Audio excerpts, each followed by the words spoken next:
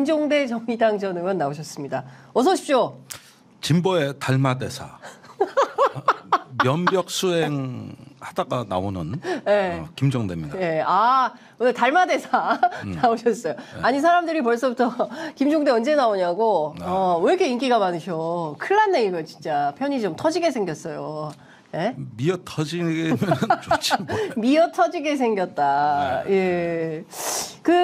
지금 뭐 보니까 개인 유튜브 서울의 봄 해설한 게 100만이 넘었다면서요? 거의 100만. 거의 100만? 예, 그러니까 네. 오윤혜 씨하고 했는데 네. 그게 83만 찍었어요. 이야. 지금도 올라가고 있어요. 지금도 올라가고 있어. 네. 달마대사 화이팅 난리다. 네. 아니 근데 사실 보면 그 유튜브로 계속 옮겨가는 게 공중파에서 점점 잘리고 계시죠. KBS 나오지 말라 그랬죠. 예, 다 잘렸어요. 그러니까 저도 이번 주에 다 잘렸어요. 글쎄 뭐 장윤선, 박정호, 네. 장성철, 잘린 네. 사람들 이름 쫙 나오대. 네, 그러니까. 저는 그 전에 이미 잘렸어요. 그러니까. 아 근데 큰일 났어요. 우리가 이런 시대를 살아야 되는 건지 모르겠어요. 네. 살아내야죠. 살아내야 되는 겁니까? 예, 그냥 사라지는 세상이 아니에요. 살아내야 되는. 네. 세상인데 사실은 뭐 멀리 그렇게 길게 안 보셔도 돼요. 뭐 윤석열 그 네덜란드에서 오는 거 보니까 네. 이미 반은 망한 정권이고 네. 거의 뭐 끝이 보인다. 망한 정권이고 끝이 아니 아직 임기가 3년 반이나 남았는데. 그런데 그게 정치적 죽음이라는 게 있어요. 정치적 죽음이라는 게. 예. 제가 보기에는 거의 이제 끝이 보이는 것 같아요. 네. 확실히 이제 예, 끝났어요. 끝났다? 끝났다. 뭐 네덜란드에서 오는 걸 보는데 뭐 네덜란드에서 뭐 무슨 의전 관련해서도 뭐 여러 가지 또 나참 문제도 망신도 그런 대통령 귀국도 하기 전에 네덜란드에서 네덜란드에서 한국 대사를 초치해가지고 항의했어요. 아니 뭐 엘리베이터 면적을 따지고 뭐 저기 뭐야 클린룸에 들어가는 인원수를 늘려달라 그래. 하도 그러니까 진짜 해도 너무하네 진짜. 도대체. 그러니까 무슨 경호 의전에 대해 가지고. 뭐 이렇게 난리치고 말이야. 남의 나라 와서 폐를 끼쳐도 정도껏 해야지 그래. 뭐 감 나와라 배 나와라 다 네가 대통령 해라 여기서. 이제 어차피 여기 총리가 곧 나갈 사람이다. 이래. 네가 대통령 해라. 거의 그런 수준이에요. 그런 근데 네덜란드 대사를 막 초치하고 이런 적이 있었어요. 네덜란드하고 우리가? 이런 일로 그것도 대통령이 귀국도 안 했는데 비행기 안에 있는데 얼마나 열받았으면은 해도 너무하네 진짜. 남의 나라 와가지고 남의 집에 가서 안방에 퍼질러 넣어가지고 저 뭐냐 커피 타와라 산삼순백 하나 가져와라 그러더니 저 뭐냐 뭐 별 지랄 연병을 다 욕하면 안 돼. 욕은 안 돼. 욕은 큰일 나. 우리는 안 돼. 욕은 안 돼요. 여기 그런 유튜브 아니에요. 그지 뭐 따뜻하네 춥네 뭐 아니 뭐 하는겨? 가가지고 폐를 끼쳐도 어느 정도 분수가 있지 그래. 안 되겠다. 순삼 뭐지? 산삼. 예, 산삼순백 하나 드리세요. 예. 그 커피도 한 잔 말아와. 남의 집에 와가지고 여러 가지 요청하세요. 그러니까 이런 식인 거야. 이런 식. 이런 식으로 했구나. 그러니까 이게. 근데 우리 외교부는 뭐라 그랬냐면요. 이게 소통의 일환이다. 뭐 이렇게 뭐 초치하는 게 소통의 일환. 소통의 일환. 초치를 소통의 일환이라고. 말씀하시는 순간 산삼. 이걸 먹어야 면벽 수행이 잘 돼. 그걸 먹어야 면백 수행이 잘 되는구나. 그래서 순백. 산삼. 면벽. 야, 그렇구나. 면벽 수도를 너무 많이 하니까 방언이 막 터지셔가지고 하여튼 시청자들은 너무 재밌어. 지금 막 다들 너무 재밌다. 시청자 근데 저희는 안 돼. 쌍욕해도 된다는데 저 큰일 납니다. 뭐 다 하던데. 너무 재밌다고 난리들인데 아니 근데 저는 그게 문제예요. 네덜란드는 왜 갔으면 다 한 거예요. 삼성하고 이미 끝나고 뭐 1조 원 들여서 다 R&D 공장 짓기로 했는데 뭐 도대체 가가지고 한 게 뭐냐 이런 없어요. 비판도 있어요. 아니 할 수가 없어. 뭘? 우선 거기 그 루테 총리, 그 사람이 저기 7월에 연정이 붕괴돼가지고 집권 여당이 없어요. 그래서 사의 표명하고 다음 총선 때까지 임시로 관리만 하겠다. 이래서 과도 정부요 지금. 그러니까 임시 정부고. 그런 정부는 외국하고 뭐 협정 이런 거 체결 못 하게 돼 있어요. 왜 갔어요? 거기 가가지고. 근데 제가 듣자 하니까 네.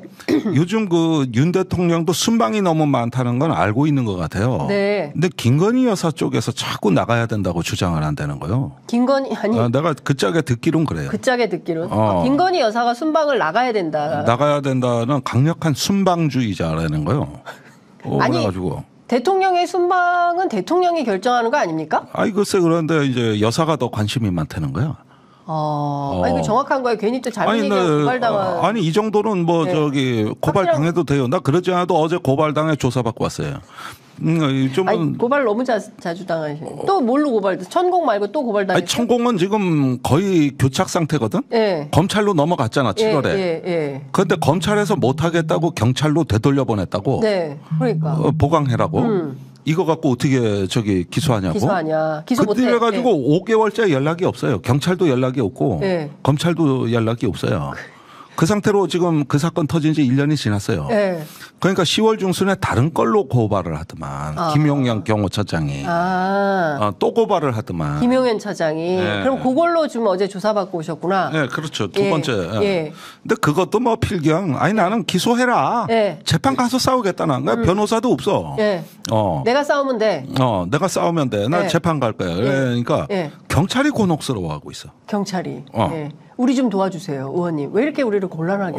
아니 글쎄, 자기네도 이런 거 죽겠다는 거야. 그렇구나. 그래가지고 뭐 예. 저기 조사받다 말고 애가 독감에 걸려 죽겠다 그런 얘기 한참 또 사고 또 조금 있다가 이제 저도 방송에 나가봤는데 출연료 48,000원 주더란 얘기하고 그래서 그런 방송 나가지 말라고 내가 또 경찰 수사관한테 얘기하고. 그러다가 어느 방송이야? 48,000원. 어디 저 경기도 어디에? 나 미치겠네 진짜. 창피하게 이거 다 얘기하는데. 그래가지고 유튜브니까 이게 다 가능하네. 조사는 조사지만 생활 정보도 줘야 되거든 내가. 그 열심히 일하나. 그러니까 다양하게. 그리고 경찰 얘기가 윗사람들은 공감 능력이 없대. 자기네는 민생에 시민을 직접 상대하다 보면 여러 가지 사연이 많은데 이런 그 애틋한 거를 윗분들은 공감을 잘 못한대. 그렇구나. 그게 제일 가슴 아프대. 여성 경찰관인데. 네, 그렇구나. 두 아이 엄마더라고. 하여튼 다양하게. 그래서 나는 그분 만나러 가는 거야. 그분 만나서 애틋하게 상담하는 거네. 상담하고 진술서 이래 보라 그래. 아니 볼 것도 없어요. 그냥 지장 찍어. 빨리. 그냥 끝내. 뭐 이런 거예요. 자, 그러면 지금 상황에서 놓고 보면, 대통령보다는 여사님이 훨씬 더 순방을 원하시는 순방주의자고, 1년에 13번, 그 다음에 임기 시작하고 총 16번, 그리고 578억, 그것도 예비비 땡겨서, 뭐 이렇게 하고 있는 거예요. 60박 90일. 그러니까. 그러면 지금 국정은 도대체 어디로 간 거며, 해외 순방은 열심히 다니는데 지금 국내는 지금 상황이 매우 안 좋은 거 아닙니까? 그리고 해외 순방만 하면 꼭 여당의 먼 일 터지잖아요. 그러니까요. 김기현 대표 사퇴했더라고 그 사이에. 그렇죠. 그 이준석 대표가 옛날에 순방만 하면 먼 일 터진다. 그러니까. 이랬는데 아주 딱딱 맞아 떨어져가는데. 근데 여태까지 순방의 대다수 명분은 부산 엑스포였어요. 그렇죠. 그런데 이 순방에 관한 어떤 저는 거의 예술적 경지에 달한 장관들의 아부를 봤거든. 그 결정타는 지난 9월에 유엔 총회였어. 네. 거기 가서 36개국 정상회담을 해서 기네스북에 올리네 만에 이랬거든. 네, 맞아요. 그랬는데 그 뒤에 박진 외교부 장관이 기자간담회에서 거의 저건 예술이다 이럴 정도의 수준의 아부가 나오더라고. 대통령의 유엔 총회 외교가 있고 나서 한국으로 급속도로 표가 넘어오고 있다. 판이 바뀌고 있다. 네, 판이 뒤집혀지고 있다. 이러면서 이 순방으로 인해 가지고 세계의 분위기가 바뀌었다고 기자간담회에서. 근데 그걸 이렇게 듣는 순간 거의 예술의 경지다. 내가 달마대사 아니야, 그지? 나보다 내공이 나는 저런 정도의 초식은 아니거든. 그랬는데 그걸 하고 나서 대통령실은 이제 60-70%는 확보했으니 네. 조금만 더 얻으면은 이제 1차 투표 무사히 통과하고 2차 때 역전당한다 네. 확신을 했는데 맞아요. 그 사이에 대통령한테 꼭 개처럼 끌려다니는 강아지 마냥 쫓아다녀야 되는 재벌기업 회장들은 다 알았다는 거 아니야. 안 된다는 걸. 힘들다, 어렵다. 네. 아, 이거 아닌데. 자꾸 재벌들 보고 우리 보고. 그래도 이번에 뭐 반도체 동맹 해가지고 뭐 90% 성과가 있었다라고 이재용 회장은 귀국하면서. 아니 다 동업한복인데 내가 네. 그걸 뭐 이따가 내가 설명을 해주겠지만. 네. 그러는데 그게 안 되는 짓 다 하는데 대통령 지 혼자 모르고 있는 게 장관들이 이렇게 아부를 하니. 아, 진짜인 줄 알고 믿는구나. 에이.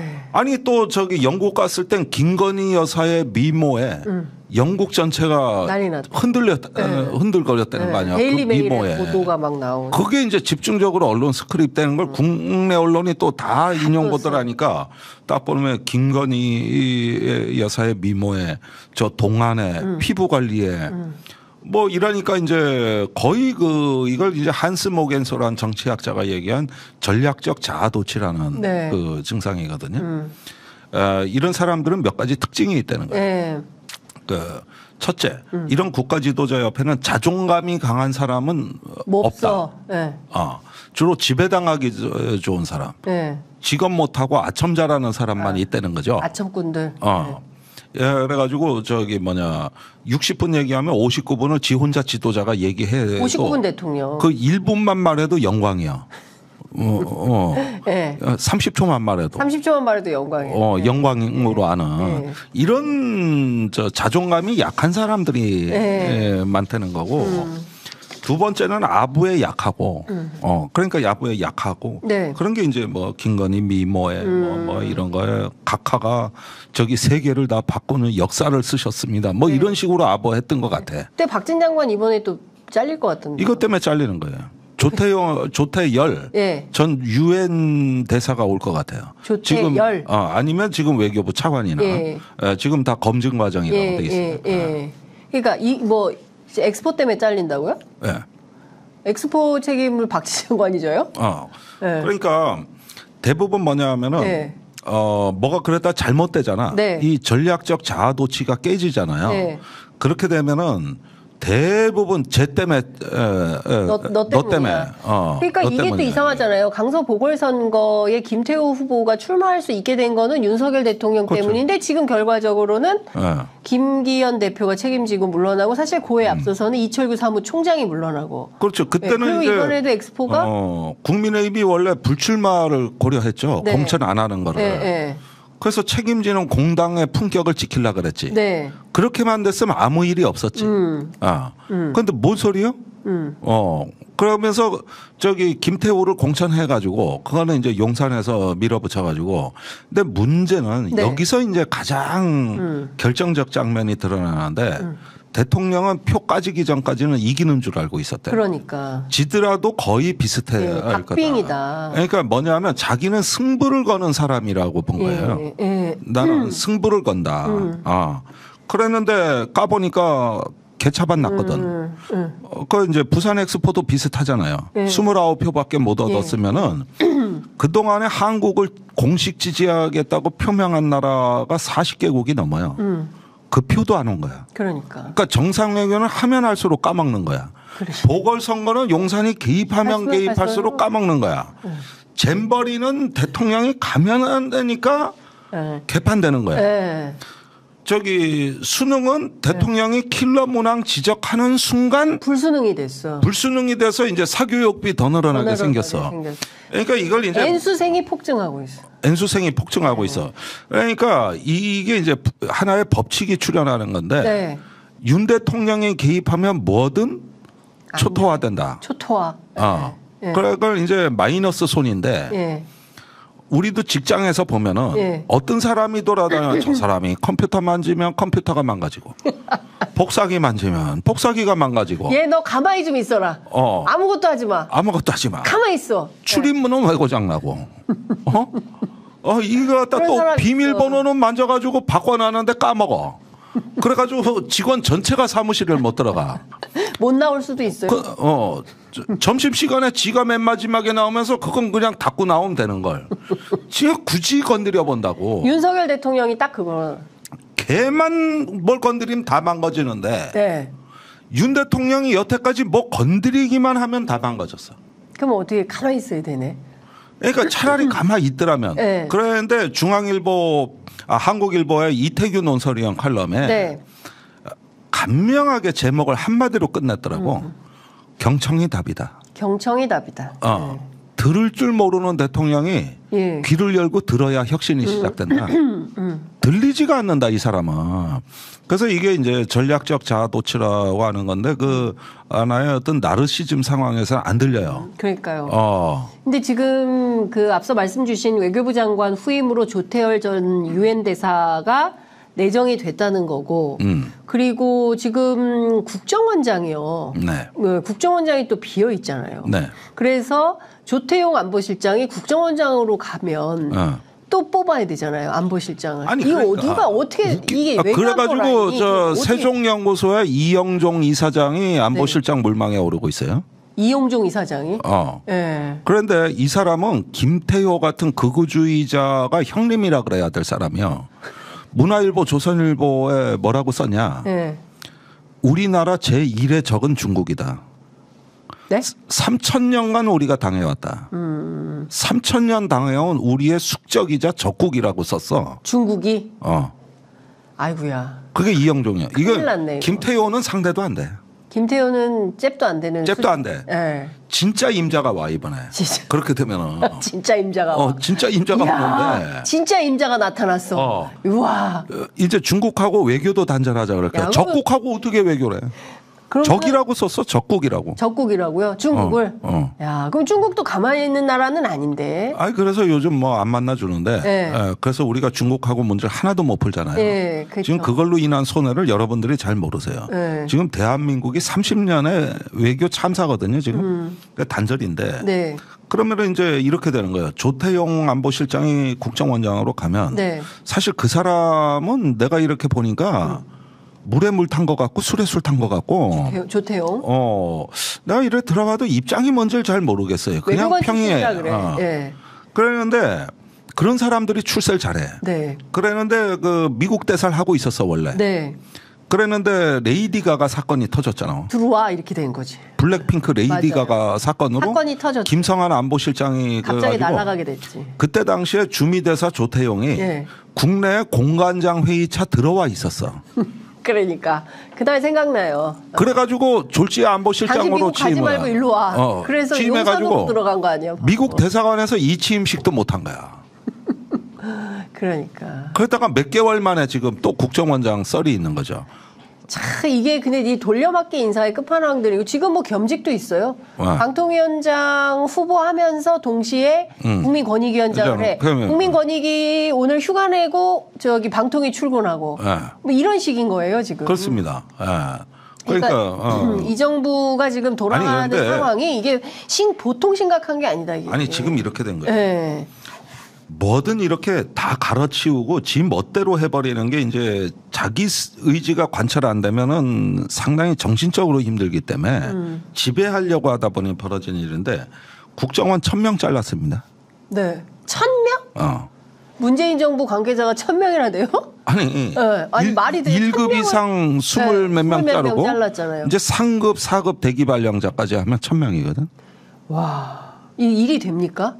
그런 사이에 내분이 벌어져가지고 너무 많이 자르니까 이제 시킬 놈이 없잖아요. 네. 그 사이에 이제 패거리들이 이제 밑에서 서로 1급, 2급 올라가려고 이제 3, 4급은 잘린 건 아니라 대기 발령이니까 그 중에서 진급자가 나와야 되고 그랬는데 너무 많이 자르니까 이제 거기서 막 대란이 벌어졌을 거 아니야. 인사 시스템이 깨지니까. 그러다가 김규현 국정원장하고 그 비서실장 A씨라고 알려진 양반하고 그 전에 조상준 기조실장하고 전부 그냥 복마전이 벌어져가지고 1년간 국정원이 쑥대밭이 됐던 거 아니에요? 조상준이 먼저 나갔죠. 먼저 나갔지. 그리고 A씨가 뭘 좀 해볼래다가 또 틀어지고. 또 틀어지고. 그렇게 된 거죠. 그랬는데 그 사이에 국정원이 그 부산 엑스포에 대한 정세 파악 제대로 하나를 못했다는 거 아니에요. 그러니까 정보가 초토화된 거거든요. 이 정도면은. 근데 작년에 거슬러 올라가면 경찰이 그랬어요. 경찰국 신설 때문에?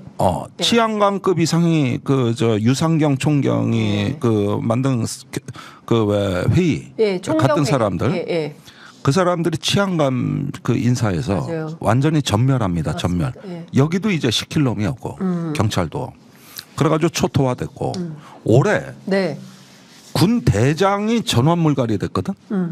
군도 그러네. 작년에도 전원물갈이를 했기 때문에 올해 또 전원물갈이를 했다는 뜻은 작년에 대장으로 진급시킨 애를 올해 군복 베꼈다는 얘기거든. 그러니까 이제 합참의장 시킬 사람이 없는 거예요. 그래서 합참의장 군서열 1인 대장 중에서도 선임자가 하는 거거든. 그러니까요. 근데 시킬 놈이 없잖아. 그래서 지금 그래가지고 해군 작전사령관 3스타 진급해서 그러니까요.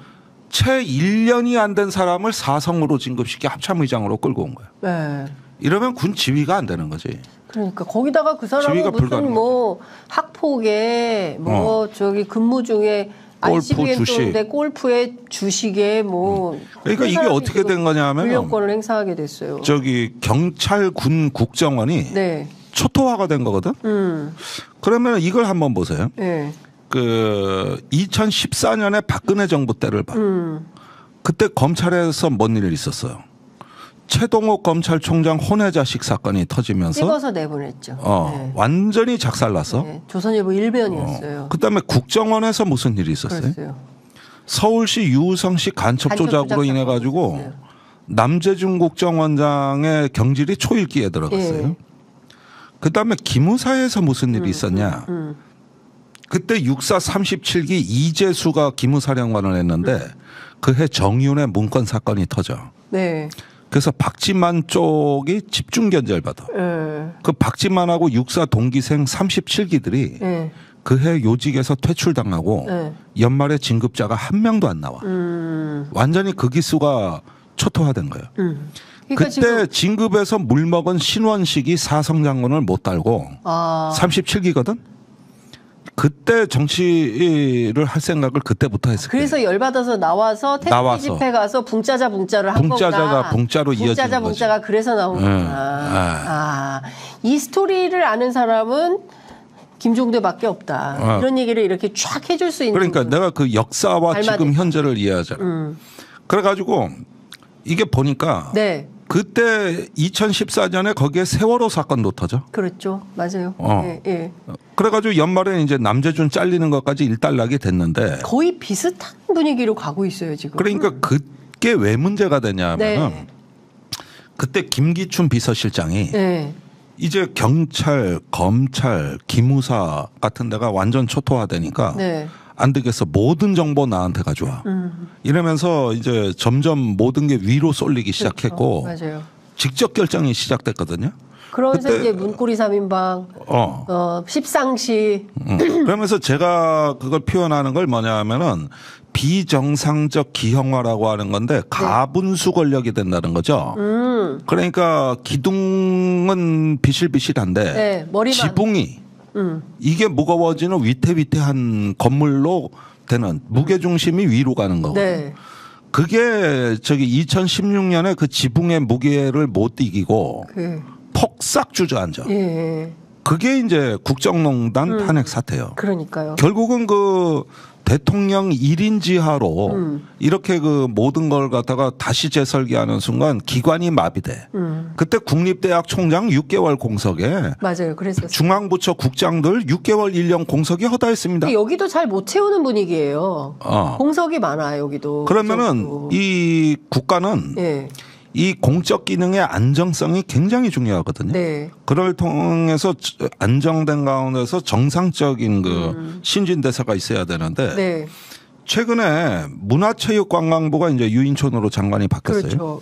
지금 저 유인촌 장관 되고 문화체육 독립만세 전부 환희의 분위기예요. 근데 하여튼 이런 겁니다. 그러니까 중요한 것은 지금 정상적으로 작동되지 않고 있는 국정운영 시스템에 대한 우려를 우리 김종대 의원께서 말씀을 해주시고 계시는 건데 여하튼 중요한 포인트는 이런 분위기가 이제 계속 갈 가능성이 높다는 것이고 이게 내년 총선을 기화로 해서 정권에 어떤 변화가 생길지 이건 좀 지켜봐야 될 것 같은데 지금 군사, 외교, 안보 뭐 이런 것들이 굉장히 심각하다.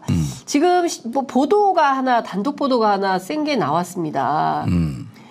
한겨레 20일 단독인데요. 엑스포 유치 나흘 전 프랑스 파리에서 윤석열 대통령이 재벌들과 술자리를 예, 그러니까 공식 순방 이후에 별도 회동에서 술자리를 세게 가졌다. 저는 이것을 제가 듣기는 했습니다. 이게 사실이라면 정말 큰일이다라는 기자들의 취재가 있었는데 드디어 나왔네요. 보도가 나왔습니다. 자, 프랑스 현지 식당 복수의 5대 그룹 관계자들에 따르면 윤 대통령 재벌 총수들하고 한 식당에서 2층 단독룸에서 술과 함께 저녁 식사를 함께 했는데 이 자리에 이재용 삼성전자 회장, 최태원 SK 회장, 정의선 현대차그룹 회장, 구광모 LG 회장, 신동빈 롯데그룹 회장 등이 참석을 했고요. 비공개 일정이었고 수행원 없이 회장들은 단독으로 이동을 했다는 겁니다. 근데 제가 듣기로는 여기 보도가 제가 뭐 지금 이 기사를 다 읽을 수는 없는데 엑스포 유치 때문에 모였겠죠. 그런데 이 자리에서 뭐 어떤 일들이 있었는지는 모르겠는데 제가 뭐 엘리베이터에서 무슨 사고가 있었다는 얘기를 들었는데 그 보도까지 취재가 됐는지는 모르겠습니다. 그런데 이래도 됩니까? 그러니까 어쩌다가 한 번은 난 할 수 있다고 봐요. 네. 예, 사실 뭐 대통령이 기업인 만나가지고 술 한잔 하는 걸 너무 우리가 그 부정적으로 볼 필요는 없어요. 그런데 허구한 날 데리고 다니면서. 네. 이제는 반말한다는 거잖아요. 나이 어린 재벌 총수들한테는 광모야 뭐 이렇게 한다는 얘기를 들었어요. 그러니까. 네. 이게 기자들 취재 내용 제 얘기가 아니고요. 예, 그 경제부 기자들 얘기입니다. 고소 당하실 것 같아요. 제가요? 그리고 구광모 회장님 전혀 아닙니다. 윤석열 대통령 고소하시면 안 됩니다. 예. 아니 좀 이왕이면 같이 좀 당합시다. 같이. 왜 제가 혼자 십자가를 져요? 힘들어. 예. 아니 좋다고 쳐. 그랬는데 고소는 내나 당할 테니까. 고소는 김종대 의원에게. 예. 그랬는데 네. 지금 재벌 회장들 보면은. 네. 거의 대통령실의 수석 비서관 같아. 떡볶이도 같이 먹어, 술도 같이 처먹어. 거기다가 가는 데마다 따라다녀, 강아지 마냥 따라다녀. 이게 거의 대통령실 홍보 수석실 비서관들 같이 돼버렸어요 지금. 재벌 회장이 좀 바쁜 사람들이야? 네. 시장 개척해야지. 네. 미래 전략 짜야지. 조직 관리해야지. 네. 아니 리더가 이런 큰 조직의 리더가 허구한 날 대통령 수행원이 돼가지고 거기에다가 부산 엑스포가 이거 힘들다는 거 재벌 회장 머릿속엔 다 들어가 있거든. 네. 근데 부른데 가야지 뭐. 이런 식으로 몰려다녔다는 건데 한두 번이 아니고 그러니까요. 모든 국가 이재용 회장만 해도 올해 7번을 따라다녔어. 7번. 그러니까 지금 보니까 보도에 따르면 10월 말에도 따로 그냥 대통령실에서 비공개 만찬하고 술자리를 아주 잦은 술자리를 하고 있는 걸로. 거나하게 하는 거예요. 근데 이런 걸 통해 가지고 자기 수족 부리듯 기업 회장들을 부려먹으면서 그러면서 이제 대통령 자기 면을 세우는데 다 동원한 거거든요. 이거는 일단 똘마니를 만들어 버리는 건데. 이건 기업의 자율성에 대한 엄청난 침해이기도 하지만 거기에 또 응답하는 기업 회장들의 심리는 또 뭐냐. 온갖 민원이 많아요. 그렇죠. 지금 법인세 다 깎아줬잖아. 법인세 국가 세수 결손까지 하면서 그래가지고 대통령 만나면 선물을 줘. 거기에다 기업의 사법 리스크가 얼마나 많습니까? 오늘날 대기업이 무슨 회계나 납품 비리 같은 건 없어요. 대부분 어디서 비리와 부정이 저질러지고 분식회계가 일어나느냐. 승계 과정입니다. 그렇죠. 이재용 삼성 대부분 그거하고 불법 비리 이런 게 어떤 승계와 지분 조작에서 일어나는 거거든요. 그렇습니다. 그런 게 한두 기업입니까? 그러니까 지금 이게 그러니까 이런 사법 리스크를 나중에 보면서 어디서 뭔 문제가 터질지 모르니까 미리 보험 들어놓으니 좋아. 그러면서 사실상 정경유착이거든 이게. 그러니까 이게 서울의 봄인 거. 이게 바로 서울의 봄이야. 서울의 봄 시즌 2야. 이게 서울의 봄이 일어나고 이게 지금 80년 5.17에 이제 비상계엄이 전국으로 확대되고 저 국가보위 비상대책위원회라는 게 만들어져. 그 첫 작품이 광주 학살이야. 그렇죠. 그런데 그 과정에 기업에 그 국제그룹이라고 있어요. 네, 국제그룹 있었죠. 용산에 가면 국제빌딩이라고. 지금도 있어. 그 국제빌딩이 참 재밌는 빌딩이야. 보는 각도마다 전혀 다른 빌딩처럼 보이는 거거든요. 그 국제그룹 회장을 나가라 그러면서 기업을 뺏어버린 거 아니에요. 뺏어버렸죠. 강탈한 사건이에요. 네. 강탈. 네. 기업 강탈하지. 기업 구조조정 맘대로 하지. 네. 방송통폐합과 언론인 해직하지. 아니 지금 뭐 정당 막 들었다 놨다 하고 있는 거잖아요. 국민의힘은. 그다음에 뒤로는 돈을 받은 건데 대표적으로 알려진 사안 하나만 해도 삼양화학이라고 최루탄 생산하는 업체가 있어요. 네. 전두환 때 하도 최루탄 소비가 늘어나니까 얼마나 돈을 많이 벌었겠어. 그래가지고 전두환한테 헌납금을 이걸 감사하다고 돈을 많이 벌었다고 바치고 싶다 그러는데 정무수석인가가 누군가 저기 어떤 기특한 기업인이 저 돈을 내겠다고 그럽니다. 그거 받아와 이래가지고 그 거액을 받잖아요. 이런 식으로 긁어모은 게 3천억인가 4천억인가 그때 돈으로. 그때 돈으로. 그러니까 오죽해야 그 손자가 창피해가지고 그렇게 전우원 씨가 자기 손자가 그렇게 할아버지를 학살자라고 고발을 하고 아니 그래가지고 국보위에서 온갖 나쁜 짓을 다 했다고. 언론 탄압, 그다음에 강제 해직, 5.18 무력 진압, 그다음에 삼천교육대, 그다음에 기업 강탈. 할 수 있는 모든 나쁜 짓은 다 했어. 사람들이 5.50 때 경제는 좋았지 않느냐 얘기를 하고 있는데 그거는 독재가 있었기 때문에 경제가 좋은 게 아니라 독재가 있었음에도 불구하고 국민들이 경제를 만들어낸 거예요. 그 사람들이 경제를 뭘 알아요. 군인들이. 그러니까 이런 어떤 과정인데 지금 윤석열 사단을 보면은 신군부하고 하는 짓이 똑같아. 그 하나회 같은 게 검찰 특수부 같은 사조직 해가지고 움직이는 거 보면은 똑같아 이 자들이. 기업을 갖다가 무슨 비서관처럼 부려먹는 게 저 자체가 그래 직권남용이지. 그러니까 이런 얘기가 있네요. 12월 12일 이제 한국식당인 것 같아요. 거기서 프랑스 파리에서 한국식당에서 이제 와인하고 뭐 이렇게 같이 드신 건데 2층 단독룸에 15명 정도 들어가는 룸에서 도대체가 얼마나 마시고 언제까지 있었는지는 얘기를 할 수가 없다.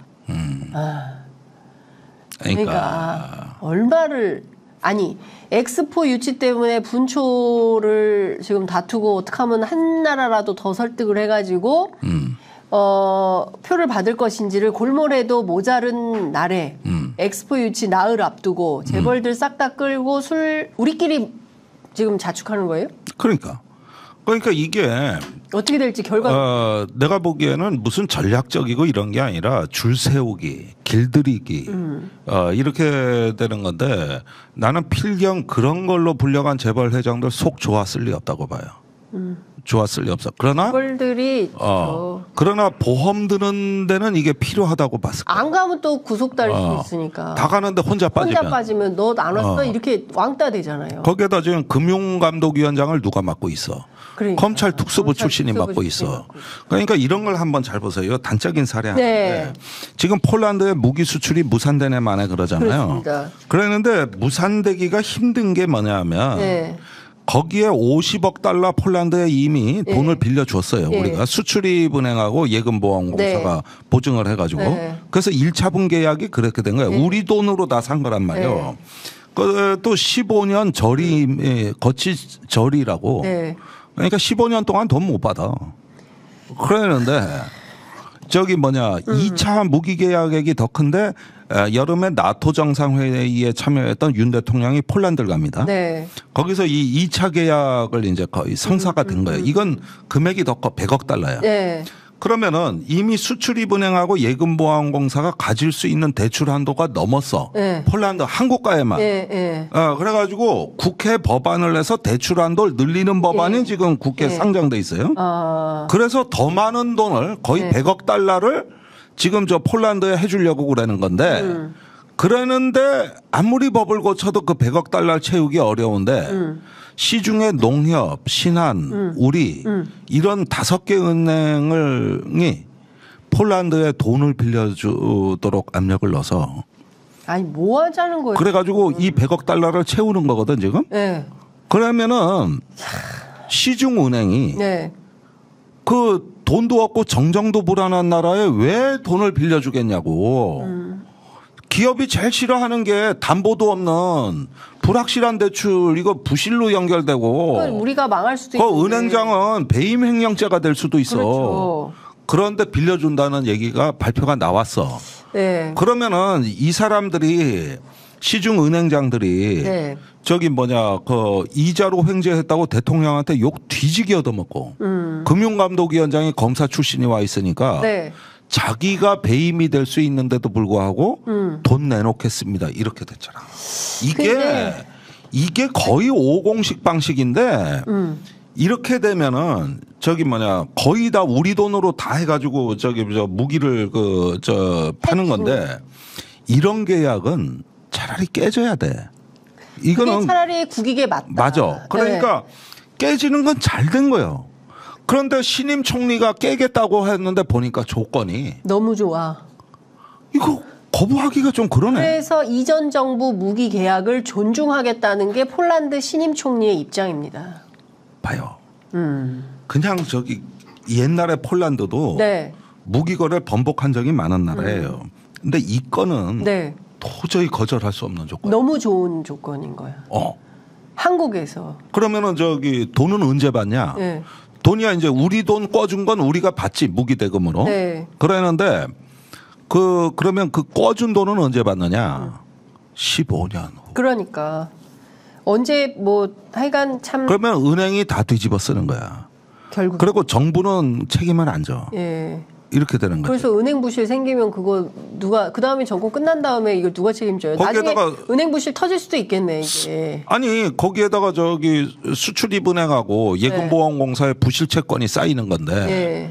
거기에다 시중은행이야 요즘 뭐 이자로 워낙 돈 잘 버니까 거기서 좀 개원했다. 이래도 시중은행 입장에서 두들겨 맞는 것보단 이게 낫다 이게요. 네, 진짜 걱정입니다. 지금 뭐 전반적으로 국내 정치면 국내 정치, 국제 정치면 국제 정치 어느 것 하나 제대로 국익에 부합하는 게 없고 그 가운데 대통령은 파리까지 가가지고 지금 도대체 얼마를 마셨는지 알 수 없는 지경이다라는 그러니까. 얘기가 나올 정도면. 그냥 여기서 드시지 뭘 또 거기까지 한식당을 가서. 아니 그건 이제 재벌 회장들 네. 저기 딱 앉혀놓고 폼 잡고 싶은 거지. 떡볶이도 먹고 떡볶이도 품 잡고 내가 오라면 떡볶이도 먹고 내가 오라면 파리. 자기가 영업사원 1호라니까. 영업사원. 그런데 영업사원이란 어디 가서 하는 영업을 무슨 영업을 했다는 게 방사는 실체가 이거고. 네. 그다음에 원전은 미국 가는 순간 깨졌고 네. 웨스팅하우스의 지적재산권 존중 그 말 한마디로 이제 요즘 원전 수출이란 말 없어졌죠. 네. 자 깨졌고 그런데 작년에 영업사원 1호라 그럴 때 대통령이 뭘가 영업사원이냐 그러면은데 세 가지를 얘기했어요. 원전, 방산, 인프라라 그랬어. 맞아요. 네. 원전, 방산, 인프라. 네. 근데 원전하고 방산이 이 모양이야. 네. 그다음에 인프라는 개발 협력인데 네. 그게 뭐냐면은 그 미국이 주도하는 중국 1대1로에 맞서는 개발 협력 프로젝트라는 게 있어요. 네. 그런데 여기에서 지금까지 수주한 게 거의 없어. 그래가지고 올해는 또 부산 엑스포도 해가지고 외교부에 돈폭탄을 쏜 거죠. 이제 저 ODA 저기 공적개발기금하고 인도적 지원으로 1조 원을 쏴주고 네. 외교부에 그러니까 외교부는 돈벼락을 맞은 거고 그러니까 이게 다 부산 엑스포 비용이고 거기에다가 5,700억 홍보비를 또 외교부 문화체육부에 내려보냈거든요. 네. 이 돈이 공관으로 다 나간 거야. 공관. 그래가지고 내가 어제 공관원들한테 물어보니까 네. 돈이 막 내려왔대. 큰 나라는 몇백억, 작은 나라는 몇십억. 그래서 이거 갖고 뭐 하라는 얘기입니까? 그러니까 기자간담회 하고 한류 공연 열고 문화제 열고 박람회 열어. 지방 정부들은 지금 난리인데 돈 없어가지고. 그걸 왜 엽니까? 그러니까 그리고 부산 마스코트를 넣어. 근데 사실은 이게 부산 엑스포 표하고는 관계없는 거거든. 그냥 일반 시민들 서비스인데 일반 시민들이 투표하는 것도 아니고. 네, 네. 그래가지고 각 국가마다 돈이 다 나간 거예요. 공관으로. 세상에. 그래가지고 돈을 막 써야 되는 거예요, 이게. 와, 뭐 이거. 그래서 홍보비가 이게 취재해서 도대체 어떻게 된 건지 확인을 좀 해봐야 되겠는데요, 진짜. 막 긴급히 돈을 쓴 거지. 그래가지고 올해 외교부가 네.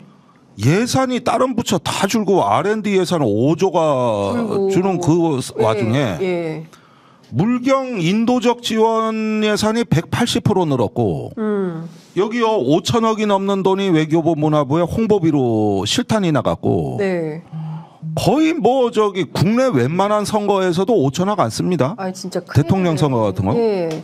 이리로 돈이 뭉청뭉청 나가서 막 쓴 거야, 막 쓴 거야. 그러니까 큰일이다. 정말 큰일이다라는 생각이 좀 듭니다.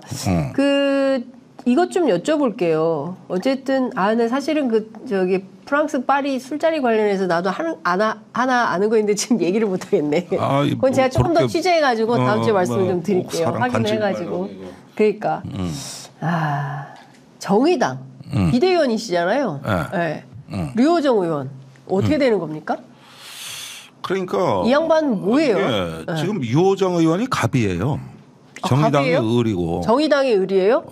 어떻게 그럴 수가 있어요? 어떻게 그럴 수 있느냐? 네.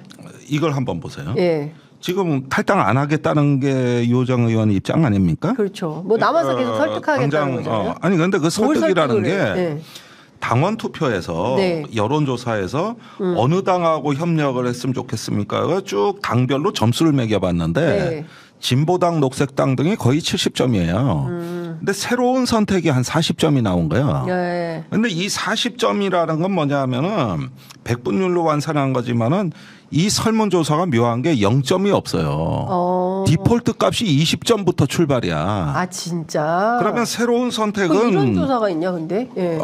아니, 뭐 그냥 순위만 알아보려고 한 건데. 네. 근데 이거를 발견해낸 거야. 그래서 새로운 선택도 40%의 당원이 찬성하고 있다. 라고 주장할 수 라고 호도화를 해가지고 네. 그걸 근거로 탈당을 안 하겠다는 거거든요. 이 조사가 잘못됐네 초반부터 진짜. 아니 이런 용도로 일 줄은 생각지도 못한 거지.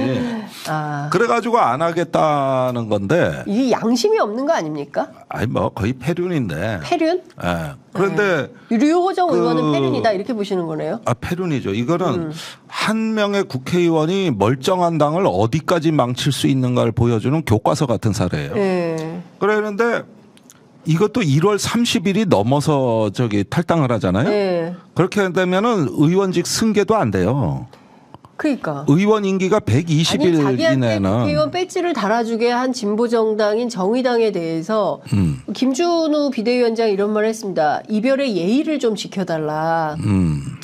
탈당을 끝내 안 하겠다면 패스트트랙 징계를 하겠다. 이게 무슨 얘기입니까? 아니 그 징계라는 건 여러 가지가 있어요. 뭐 당직 박탈 또 출당 이랬는데 이게 출당은 내부에서 반대가 많죠. 네. 그러면 의원직 하나 그냥 갖고 꽃가마 타고 나가라는 네. 얘기 아니냐. 이걸 우리가 승계도 못하고 그러면 출당을 시켜주자는 얘기 아니냐. 그거 유호정 의원이 제일 바라는 게 그거 아니야. 네. 그러니까 그것도 안 돼. 아니 근데 정의당은 어떻게 된 게 이런 분이 국회의원을 할 수 있도록 그 인사검증을 하고 이런 분을 후보로 내서 국회의원을 만듭니까? 그때 이거 결정한 지도부가 누구예요? 심상정 대표죠. 심상정 대표 이거 책임져야 되는 거 아닙니까? 그러니까. 네? 왜 이 문제를 그냥 넘어갑니까? 아니 정의당이 큰 당도 아니고 얼마나 어려운 당이고 힘든 당인데 그 아무도 책임 안 지고 이 사람은 나가서 자기 꽃가마 타고 나가겠다고 여기서 한 번 해먹고 나가서 또 한 번 해먹겠다는 거 아니에요? 그 얘기인데 그때 유호정 의원이 그 게임 아이디 도용으로 인해 가지고 자격 문제가 굉장히 시비가 걸렸는데 그때 청년들을 기회를 줘야 된다 그러면서 심의원 대표가 이제 밀어붙여가지고 보호를 해줬죠. 그 순간 청년표가 급속도로 떨어져서 지금 저희 계산으로는 국회의원 2석을 손해봤습니다. 그러니까 유호정 1명 지키느라고. 유호정 지키느라고 국회의원 2석 마이너스. 2석 마이너스. 거기에다가 네. 그 다음부터 정의당이 내리막길을 걸었잖아요. 네. 근데 유호정 의원이 이제 1월 30일이 지나서 늦은 막히 탈당을 하면 어떻게 되느냐. 네. 지금 빚더미에 오른 정의당의 국고보조금이 또 팍 줄어. 1명 차이로. 네. 그렇게 되면은 그러지 않아도 빚에 허덕이는데 가난한 당이 거기에 이제 더 빚을 더 치명타를 넣는 거예요. 더 치명타. 그러니까 마지막까지도 이래고 나갈 수 있기 때문에 어떻게 이럴 수가 있습니까? 이럴 수 있기 때문에 정의당이 뭔 말을 세게 못해. 을이 돼버린 거야. 저 한 명한테.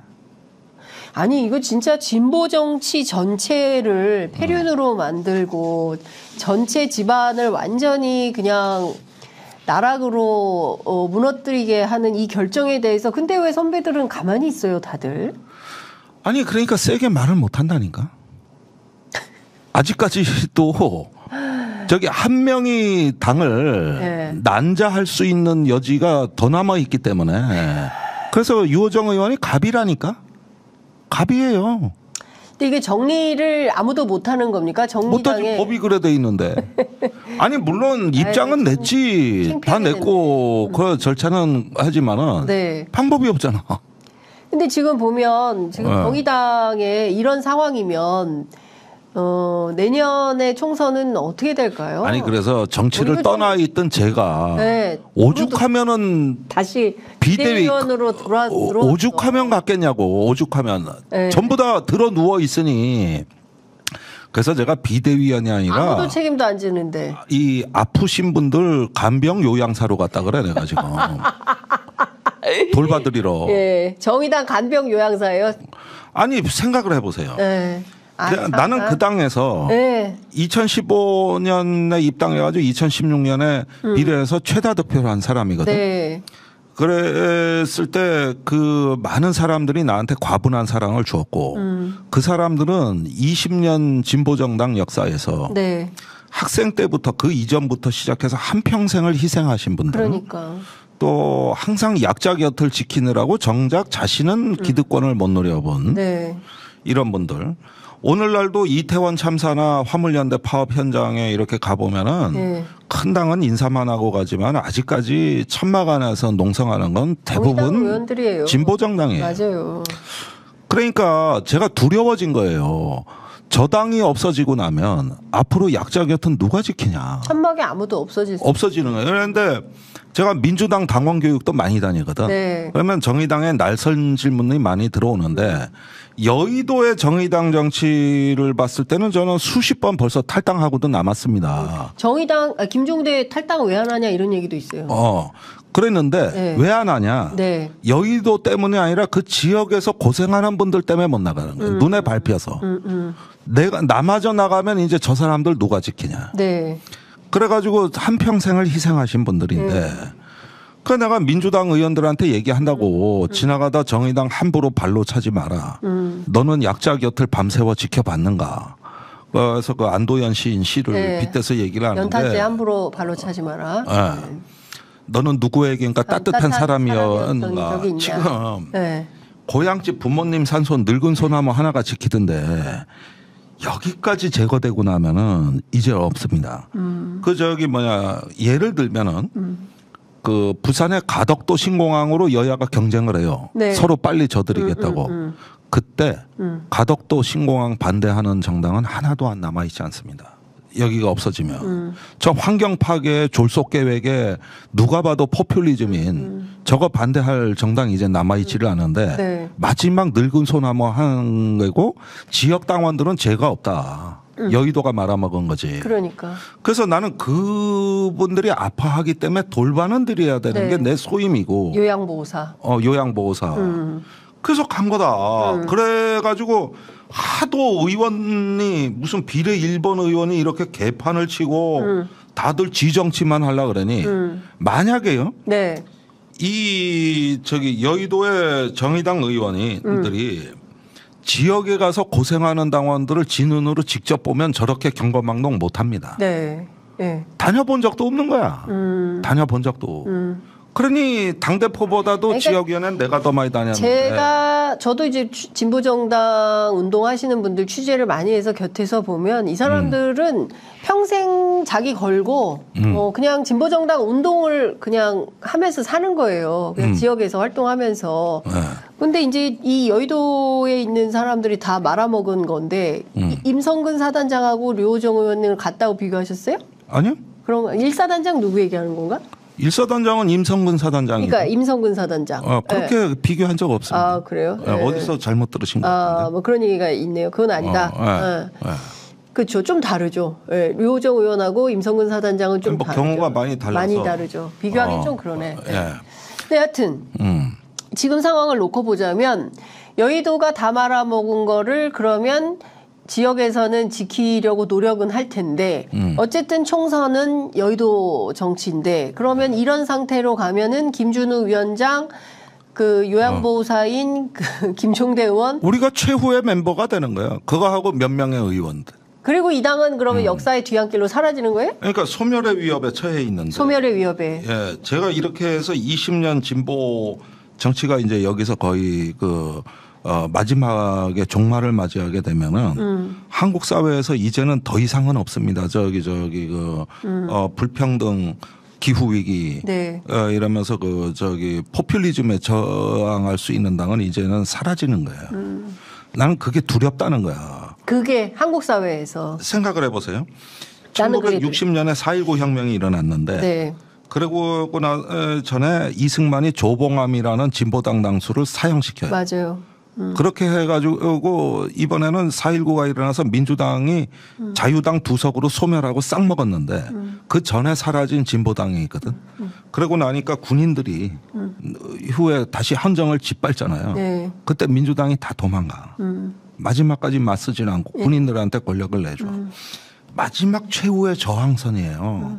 이 진보정당이라는 진보정당은 마지막 최후의 저항선입니다. 네. 이게 민생에서 포퓰리즘을 막는 마지막 저항선이거든. 이건 제가 저도 누구보다도 윤석열 끌어내리기 위해서 열심히 싸우는 사람이지만은 네. 나중에 미래를 생각 안 할 수가 없어. 이 정치의 생태계가 정치개혁을 우리가 게을리한 결과 이 이제 업보를 당하는 건데 네. 보십시오. 대한민국의 민주주의가 언제 제일 활력이 넘쳤습니까? 다 다당제합니다. 맞아요. 13대 국회 4당 체제에서 민주화됐습니다. 50 청문회하고. 네. 그다음에 박근혜 탄핵은 5당 체제에서 이루어진 이고 네.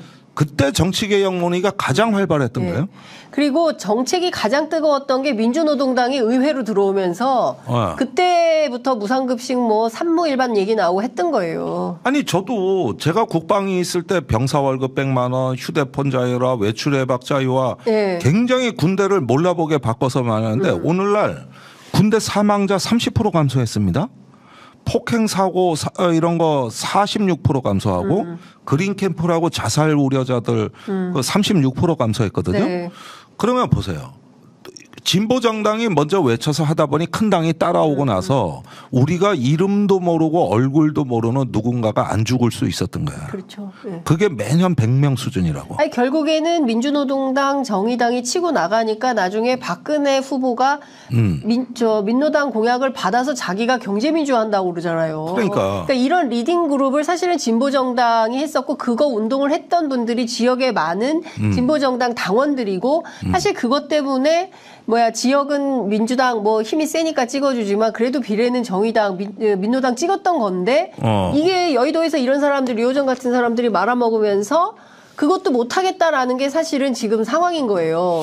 그런데 우리가 진보정당을 포기할 수는 없어요. 대한민국 정치 발전을 위해서. 어떻게든 이걸 살려야 되는데 아니 그러니까 요양보호사가 살릴 수 있냐. 아니 가보니까 네. 정말 많이 아프더만요. 많이 빚도 아파요? 많고 나쁠 수 있는 모든 많아? 시나리오는 다 있는데 정의당에 환자가 많아요? 내가 이걸 보니까 네. 가슴이 무너지는 게 네. 어쩌다가 이렇게 되냐. 우리가 있을 때만 해도 괜찮았거든. 호감도 1등은 항상 정의당이었거든. 네. 근데 이게 지금 반대로 됐어요. 그래서 내가 약속을 해줬습니다. 나의 앞으로의 모든 남아있는 생애 정치 인생은 여기 정의당 운명하고 같이 해주겠다. 그러니까 뭐냐 하면은 여기서 비대위도 하지만은 소멸의 길로 간다면은 네. 나 앞으로 여의도 안 나타난다. 여의도에서 나도 죽은 거다. 김종대도 죽은 거다. 김종대도 죽은 거다. 죽은 거다 그건 죽음이다. 슬프다. 그건 왜 그러냐? 금요일 마지막 슬프다. 비도 오고. 네. 그거는 어쩔 수가 없는 게 네. 그 희망의 플랫폼이 없어지고 나면은 네. 이제는 내가 갈 데가 없다. 이거 어떻게 해야 되냐. 갈 데가 없다 내가. 네. 사실은 우리가 있을 때도 이렇게 나쁘지 않았는데 어쩌다가 이렇게 됐냐. 그래서 뭐 여러 가지 실수가 있었고 뭐 그랬는데 그 실수에 대해 가지고 사과하고 반성하고 하는 거 다 좋다 이거예요. 근데 지금 그걸로도 감당이 안 되는 이 참혹한 처지는 이거 어떻게 되는 거야? 나라도 가서 예. 일단은 지켜는 주겠다. 근데 류호정 의원이 뭐라 그랬냐면은 좀 여성 징병제, 여자도 군대 가자. 성역이 아니다. 여성 징병제는 성역이 아니고 병역에서도 성평등이 이루어져야 한다. 이분 페미니스트 아니에요? 맞아요. 그런데 이제 뭐예요, 정반대로 이거는? 바뀐 게 이 네. 여성 징병제는 여태 정치인이 입 밖으로 꺼낸 적이 없어요. 이 사람 처음인 것 같아요. 민간에서야 뭐 어디 커뮤니티에서 많이 나왔던 말이지만 옛날에 말지에서 여자도 박근혜 지지하는 분들이 그런 말을 해서 엄청 논쟁이 됐었죠. 그것도 그러니까 오래된 그런데 일입니다. 정치가 스스로 자기 의견으로 공론화한 적은 없어요. 네. 비슷한 사례가 이준석, 하태경 두 정치인이 네. 여성 희망 복무제라는 걸 꺼낸 적이 있어요. 예. 여성도 희망하면은 군대 보내자는 거였는데 여성 징병제하고 달라요. 예. 그게 우리가 아는 최대치인데 네. 유호정 의원은 남자하고 똑같은 징병제를 얘기한 거예요. 여성은 모병제하고 있어서 지금도 뭐 원하면 갈 수 있고 직업군인은 개방돼 있죠. 개방돼 있잖아요. 점점 더 넓어지고 있어요. 네. 근데 여성 징병제는 내가 들어본 적이 없거든. 그러니까 이 사람 뭐냐는 거죠. 왜 이런 주장을 하는 거냐는 거예요. 정의당에서. 그것뿐인 뭘 위해서 이런 주장을 할까? 또 뭐 남성을 모든 가해자로 취급하는 건 안 된다. 뭐 이런데 아니 다른 사람이 그런 얘기하면 이해가 가지. 네. 근데 다른 사람도 아니고 유호정 의원이 이제 이런 말을 했다는 게 믿어지지가 않지. 여태 아무 얘기도 안 하다가 네. 이제 와서 이렇게 얘기한 거는 이준석한테 구애야 하는 거 아닙니까? 나 그 당에 가서 국회의원 한 번 더 해먹게 나 좀 문 좀 열어줘 이거 아니에요? 맞아요. 네? 네. 이준석이 문 열어줄까? 아니 금태섭 안 의원 열어줄 금태섭이 열어줘. 받아들였잖아요. 안 받을 것 같은데 이준석 대표가 안 받을 같이, 것 같아요. 이준석 대표는 뭐 아니 그런데 지금 이준석하고 똑같은 남녀 갈라치기에 가담을 해버렸으니 류호정이. 네. 그러니까 이제 어이가 없는 거지. 사람이 저럴 수도 있구나. 근데 이거 누가 야단 좀 쳐야 되는 거 아닙니까? 이분 젊은 정치인인데 선배들이 심상정 대표 데려온 거 아니에요? 맞아요. 데려왔다기보다는 아니 유호정 의원은 심상정 의원은 앞에 비례 1번을 청년한테 개방하는 결정을 한 거고 그 청년 1등을 유호정이 한 거예요. 그게 전체로는 19등인가 그래요. 청년 1등. 19등인가 그러는데 원래 룰대로라면 19번, 20번을 받았어야지. 19번, 20번을 원래 했어야 되는 거죠. 그걸 1위로 올려놓은 거지. 1등으로 올리는 제도의 설계. 그 책임은 그건 이제 심의원이 한 거죠. 그다음에 저기 유호정 의원이 자격이 문제됐을 때 그때 적극적으로 방어해 준 사람이 이제 심상정 의원인데 그때는 이제 청년 쪽의 어떤 정의당의 어떤 의지와 지향성을 보여주자는 게 굉장히 급했죠. 그래가지고 그때는 다 그런가 보다 했지. 다 그런가 보다 했죠. 근데 딱 그게 마지막이었어요. 선거 끝나자마자부터 이상한 일들이 계속 벌어졌어요. 참 그 평생 진보 정당 운동하면서 살아왔던 수많은 진보 정당 운동 활동가들이 그냥 막 스쳐갑니다. 파노라마처럼. 그분들이 보기에 우리 저 3, 40년 얼마나 동네에 그 서울의 봄부터 시작해서 80년부터 지금까지 해서 얼마나 많이 잡혀가고 고문당하고 죽임당하고 자기 희생하고 그렇게 해서 앞서간 그 피와 희생이 필설로도 할 수 없는 진보의 역사를 썼죠. 그게 오늘날 민주화를 만들었고. 그러니까요. 이거를 한 번에 말아먹는 젊은 정치인이 있으니 그분이 유호정이다. 이분은 뭐 역사의 기록이 되겠어요. 아니 그러니까 나는 그 새로운 선택 그거가 더 걱정돼. 아니 저기 그 보수 정치인인 신인규 변호사 있잖아요. 네. 새로운 선택이 아니다. 해로운 선택이다. 그러니까 난 거기가 더 걱정돼. 네. 그러니까 하여간 제가 보기에는 지금 이런 방식으로 정치를 한다. 진보정당을 하겠다. 진보인지도 모르겠어요. 이분이 이제는. 이런 주장들을 보면 참 많이 아프실 것 같다라는 생각도 좀 듭니다.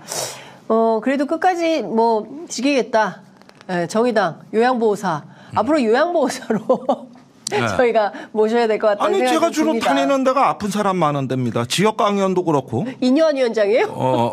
이뇨한 위원장이야 돌아다니진 않지만 네. 병원으로 사람들 오지만은 아니 제 임무가 저기 어떤 그 사회적으로 민감한 이슈나 네. 아픈 사람이 있으면은 가서 들여다보고 돌봄인데 네. 이번 총선 딱 끝나면 진짜 어디 차마고도 같은 데로 여행 가서 한동안은 안 나타날 생각이에요. 이제 여기서 운명을 내가 다 하겠다. 그래가지고 여기서 정치적인 거는 정의당에 그냥 맡기고 그다음에 저는 제 일 해야죠. 제가 할 일을 해야지. 연구하고 평화 연구, 전쟁 연구 해야지. 하여튼 진보정당 운동의 운명이 앞으로 어떻게 될지 여기서 정말 다 같이 소멸하고 문 닫고 국민의힘 민주당 양당 구도로 그냥 고착화돼서 내년 총선 치르고 끝나고 그냥 문 걸어 닫고 끝날지 아니면 여기에서 어떤 새로운 움직임이 생길지 그 문제는 좀 지켜보도록 하고요. 저는 정의당에 계시는 수많은 진보정당 운동을 평생 최소 30년 이상 했던 분들이 어떤 결단을 하시지 않을까라는 생각도 해봅니다. 네. 건강하시라고 지금 네. 댓글창에서 김종대 요양보호사님 건강하시라는 얘기가 많이 올라오고 있습니다. 시간이 많이 다 돼서 이제는 마무리를 해야 될 것 같은데요. 끝으로 꼭 하시고 싶으신 말씀 있으면 한 말씀 부탁드릴게요. 네, 저는 요즘 여야가 다 분열의 시기를 맞이하고 있지 않습니까? 네. 그리고 전반인데 사실 저는 민주당을 포함해 여러 군데 정파들이 김종대는 다 자기 편인 줄 알고 있더라고. 그렇게 따지면 당적이 한 5-6개 되는 건데. 다 잘해드렸어요. 네. 전부 잘해드렸습니다. 그 정도로 저는 품은 된다고 봐요. 그런데 얘기를 가만히 듣다 보면 얼핏 드는 느낌이 있어요. 진짜 정치를 걱정하고 새로운 공화국에 대한 꿈을 만들어가는 게 아니라 결국은 내 편 들어달라는 거구나. 그건 국민들 별 관심 없는 골방 정치입니다. 네. 골방에서 나오시라고. 그래서 우리는 지금 다음 세대를 위한 새로운 공화국을 만들어 드려야지. 옛날에 이경규가 몰래카메라 시작할 때 4천만 몰래카메라를 사랑하시는 4천만 국민 여러분 안녕하십니까 이랬어요. 난 그때 4천만 그래 많어? 그때 충격이었거든. 근데 30년이 지난 지금 5,200만입니다. 네. 대한민국이 너무 커졌는데 왜 그때 당시에 작은 나라였던 시절에 자꾸 아직까지는 약했던 그 나라 그 시절에 만든 87년 규칙을 우리 스스로에게 적용해서 미래 세대들에게 풍부하고 다양한 세상을 물려주질 않고 꼰대들의 세상을 만들고 대한민국이 개혁되지 않느냐. 이게 제일 아프다는 거예요. 정치를 하는 사람은 다음 세대를 생각해야 되는데 새로운 공화국을 만들어야 되거든. 그게 다양하고 풍부하고 강해진 나라. 네. 이걸 만들기 위한 정치개혁의 모든 문제는 정치가 문제예요. 맞아요. 경제가 문제다, 또 사회가 문제다 그러지만 사실은 정치입니다. 그렇죠. 여기서 변화가 안 일어나면 희망이 없어요. 맞아요.